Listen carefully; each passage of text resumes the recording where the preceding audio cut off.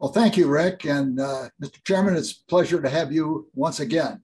Thank you, Mr. Chairman. I'd like to begin by discussing the cable industry health. How's it been doing during the COVID experience?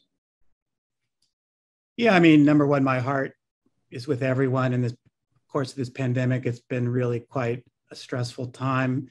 It certainly was for me and my family. But when I think about our industry in the midst of this really historic calamity, one of the first thoughts I had is, what if this had happened 20 years ago?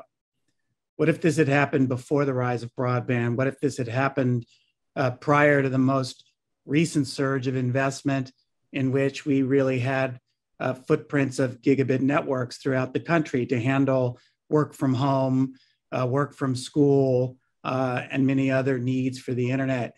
If you think about it, it's probably the biggest network stress test one could have ever imagined or designed. And I think it fundamentally did pass with a high degree of reliability and effectiveness for our citizens, so much so that I think it allowed the government to depend on it as part of their early public health response. The idea of staying home or lockdowns or social distancing on some of the other measures that were essential for keeping people alive were only viable because of the network.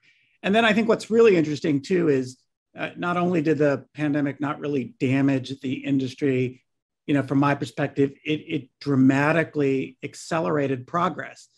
Gigabit networks are now really the norm in our industry. We're moving expeditiously toward 10G. During this period, I think the average download speeds probably increased over 54% since before the pandemic. At the same time, prices are low while we're wringing our hands about inflation.